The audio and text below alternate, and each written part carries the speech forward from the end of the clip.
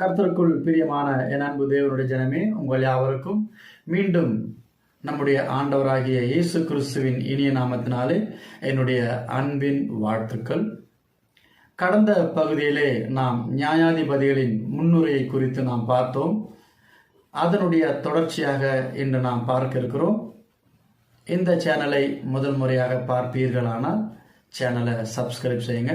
நம்முடைய சேனலில் வருகிற ஒவ்வொரு பதிவுகளையும் கர்த்தருடைய வார்த்தை, செய்தி, வேதாகம விளக்க உரை, இப்படி வருகிற ஒவ்வொரு பகுதிகளையும் நீங்கள் பார்க்கும்படியாகவும், ஏனென்றால் கர்த்தருடைய வார்த்தை இப்படியாக சொல்லுகிறது, சத்தியத்தை அறிவீர்கள், சத்தியம் உங்களை விடுதலையாக்கும். அநேக பொய்யான பிரச்சாரங்கள், பொய்யான விளக்குரைகள் கொடுக்கப்பட்டு வேத பொருட்டுகள் இருக்கிற இந்த காலத்திலே நாம் கர்த்தருடைய வார்த்தையை கர்த்தருடைய வார்த்தையாக, உண்மையாக தேவனுடைய சித்தத்தை நாம் அறிகிறவர்களாக இருக்க வேண்டுமானால் சத்தியத்தை சத்தியமாக நாம் தெரிந்து கொள்ள வேண்டும். ஆகவே நம்மோடு சேனலோடு இணைந்திருங்கள். கர்த்தர் நம் அனைவரையும் ஆசீர்வதி.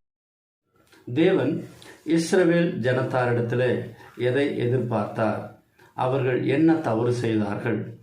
அவருடைய வாழ்க்கையும் நம்முடைய வாழ்க்கையில நாம் கர்த்தருக்கு முன்பதாக எப்படி இருக்கிறோம்? அவருக்கு பிரியமான காரியத்தை செய்கிறோமா? அல்லது இஸ்ரவேல் ஜனங்களைப் போலவே கொஞ்ச காலம் கர்த்தருக்கு பயந்தும் கொஞ்ச காலம் அவரை விட்டு விலகி வெகு தூரமாக செல்வதும், மீண்டும் நம்மை நாம் பாவ அறிக்கை செய்து பயந்து மீண்டும் அவருடைய பாதத்திற்கு வருகிறதும் விலகி போகிறதும் வருகிறதுமாக இருக்கிறதா? அல்லது தொடர்ந்து அவரோடு கூட பயணிக்கிறோமா என்கிறதை குறித்து நம்மை நாமே அலசி ஆராய இது ஒரு தருணமாகவும் ஒரு சமயமாகவும் இருக்கும் என்று நான் நம்புகின்றேன். யோசுவா மரித்து விடுகிறார்.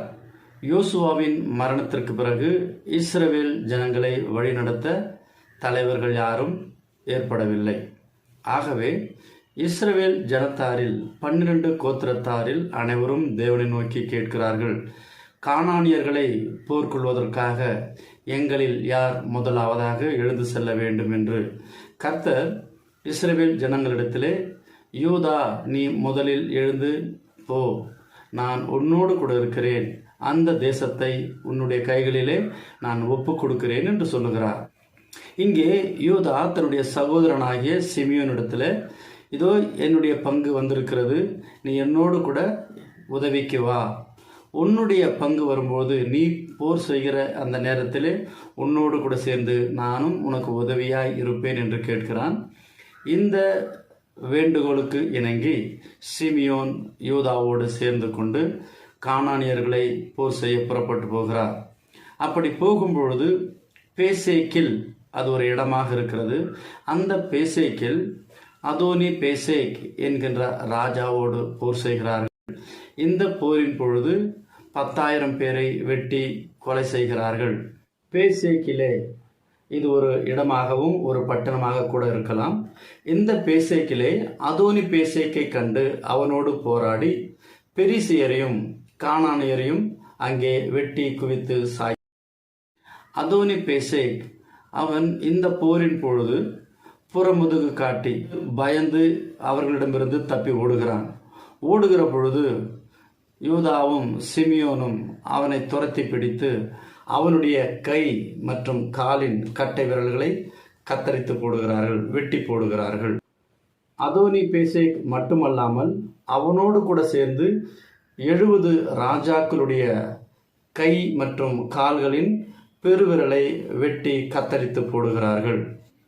அதோனி பேசேக் அவன் ஒரு பொல்லாதவனாகவும் ஒரு கடின மனதை உடையவனாக இருக்க வேண்டும். ஏனென்றால் என்னுடைய மேஜையிலிருந்து கீழே விழுந்ததை பொறுக்கி தின்றார்கள், நான் எப்படி செய்தேனோ அதை எனக்கு கர்த்தர் செய்து சரி கட்டினார் என்று சொல்லுகிறான்.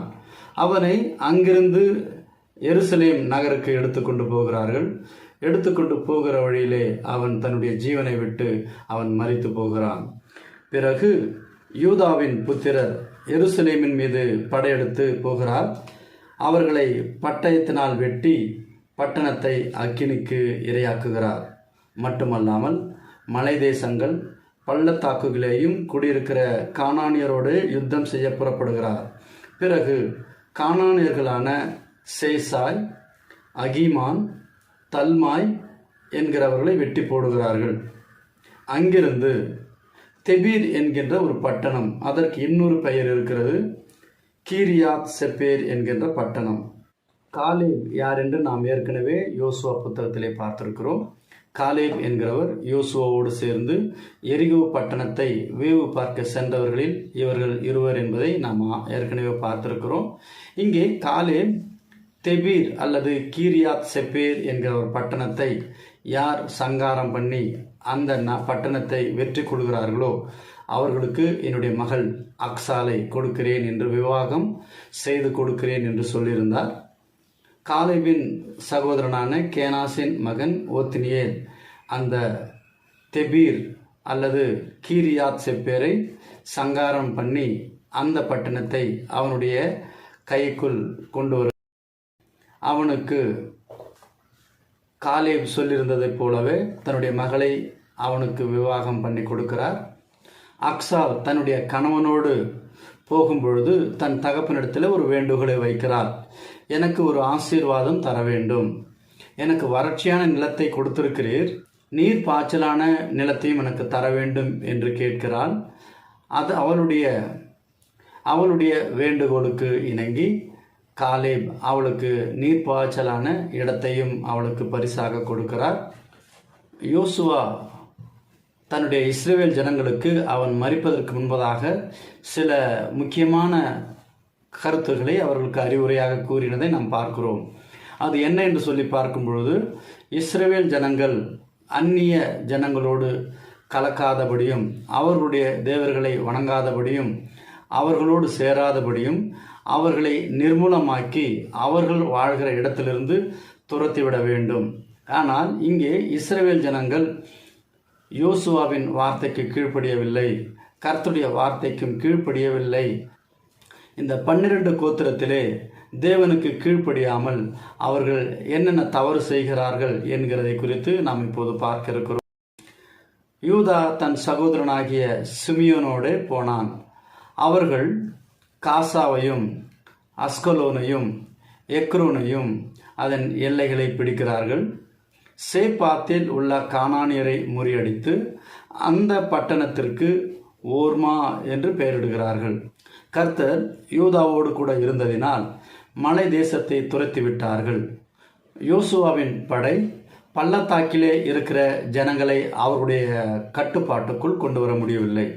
காரணம் என்னன்னு சொல்லி பார்க்கும்பொழுது, இரும்பினால் ஆன ரதங்களை அவர்கள் வைத்திருந்ததினால இவர்கள் போர் செய்கிற பொழுதெல்லாம் அவர்கள் அங்கிருந்து தப்பி ஓடி இவருடைய கைகளுக்கு அகப்படவில்லை என்று நாம் பார்க்கிறோம். அடுத்தபடியாக மோசே காலேபிற்கு வாக்கை கொடுத்ததைப் போலவே அவனுக்கு எபிரோனை அங்கு அவனுக்கு கொடுக்கிறார்கள். அவன் அங்கிருந்த ஏனாக்கின் 3 குமாரரை அந்த இடத்திலிருந்து விரட்டி அடிக்கிறார்.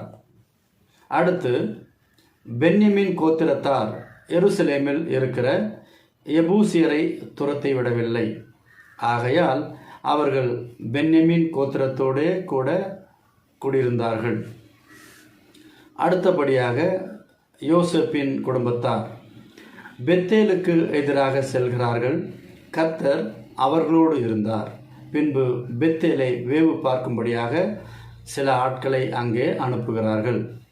வேவு பார்க்கிறவர்கள் அந்த பட்டணத்தை தேடி போகிற பொழுது அந்த பட்டணத்தில் வருகிற ஒரு மனிதனை அழைத்து, இந்த பட்டணத்திற்குள் நாங்கள் எப்படி செல்ல வேண்டும், அதற்கு எனக்கு உதவி செய், நாங்கள் உனக்கு தயவு செய்வோம் என்று சொல்கிறார்கள். அந்த மனுஷனும் இவருடைய வார்த்தைக்கு கட்டுப்பட்டு அவனும் அவருடைய வேண்டுகோளுக்கு இணங்க அந்த பட்டணத்திற்குள் எப்படி செல்வது என்பதை குறித்து உதவி செய்கிறான். பிறகு அந்த பட்டணத்தை அவர்கள் கைப்பற்றினார்கள். எல்லோரையும் பட்டய கருக்கினால் சங்காரம் செய்கிறார்கள். ஆனால் அவர்களுக்கு உதவிய அந்த மனுஷனையும் அந்த மனுஷனோடு சேர்ந்த அவருடைய குடும்பத்தார் அனைவரையும் விட்டுவிடுகிறார்கள். அப்பொழுது அந்த மனுஷன் ஏத்தியரின் தேசத்திற்கு போய் ஒரு பட்டணத்தை உருவாக்கி அந்த இடத்திற்கு லூஸ் என்று பெயரிடுகிறார்கள். மனாசே கோத்திரத்தார் இவர்கள் பெத்சேயான் பட்டின மக்களையும் தானாக் பட்டின மக்களையும் தோர்குடி மக்களையும் மெக்கிதோவின் குடிகள் இவர்களை அங்கிருந்து அவர்கள் விரட்டாமல் அவர்கள் இவர்களோடு சேர்ந்து வாழும்படியாக விட்டுவிட்டார்கள். இஸ்ரவேலர்கள் பலத்த போதும் கூட கானானியர்களை விரட்டி அடிக்காமல் அவர்களோடு சேர்ந்து வாழ்கின்ற ஒரு சூழ்நிலையை நாம் இங்கே பார்க்க முடிகிறது. எப்பிராயிம் கோத்திரத்தார் கேசேரிலே குடியிருந்த கானானியரை அவர்கள் துரத்தி அடிக்கவில்லை. இஸ்ரவேல் கோத்திரத்தாரில் ஆசேர் கோத்திரத்தார் இவர்கள் அக்கோ பட்டினத்தில் வாழ்கிற கானானியர், சீதோன் பட்டணத்திலே வாழ்கிற கானானியர், அக்லாப் பட்டணத்திலே வாழ்கிற கானானியர்கள், அக்சீப் பட்டணத்தில் வாழ்கிற கானானியர்கள், எல்பா பட்டணத்தில் வாழ்கிற கானானியர்கள், ஆபீக் பட்டணத்திலே வாழ்கிற கானானியர்கள், ரேகோப் பட்டணத்திலே வாழ்கிற கானானியர்களை விரட்டி அடிக்காமல் அவர்களை விட்டுவிட்டார்கள்.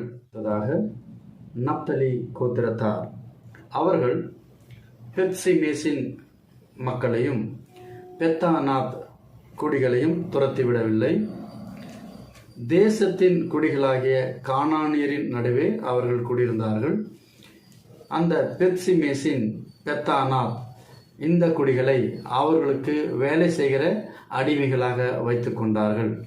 அவர்களையும் அவர்கள் விரட்டி அடிக்கவில்லை, அவர்களை சங்காரம் பண்ணி அழிக்கவும் இல்லை. அடுத்தபடியாக தான் கோத்திரத்தார் அவர்கள் எமோரியர்களிடத்தில் போருக்கு போகிறார்கள். எமோரியர்களோ மலை பிரதேசங்களிலும் பள்ளத்தாக்கிலும் வாழ்கிறார்கள். அவர்களை அவருடைய பள்ளத்தாக்கிற்கும் மலை பிரதேசங்களுக்கும் வராதவாறு மிகவும் கடினமான போராட்டத்தை போராடுகிறார்கள். ஆனாலும் யோசேப்பின் குடும்பத்தார் அவருடைய கை பலத்திருந்தபடினாலே எமோரியர்களால் நிலைத்து நிற்க முடியவில்லை. இறுதியாக எமோரியர்கள் அவருடைய இனங்கள் ஏரேஸ் மலைகளிலும் ஆயலோன் என்கிற இடத்திலும் சால்பிமி என்கிற இடத்திலும் இருந்தார்கள். இந்த இனங்கள் யோசேப்பின் குடும்பத்திற்கு வேலையாட்களாகவும் அடிமைகளாகவும் இருக்கிறதை நாம் பார்க்கிறோம். நியாயாதிபதிகள் 1ஆம் அதிகாரத்திலே நாம் தெரிந்து கொள்ள வேண்டியது என்னவென்றால், இஸ்ரவேல் கோத்திரத்தார் அனைவரும் கானானியரை விரட்டி அடித்தும் அவர்களை கொன்றும் அவர்கள் இருக்கிற இடத்தில் இல்லாதபடி நிக்கிரகம் பண்ணும்படியாகவும் அவர்களோடு சேர்ந்து வாழ வேண்டாம் என்று யோசுவா மூலமாக கர்த்தர் தெரிவித்திருந்தார்.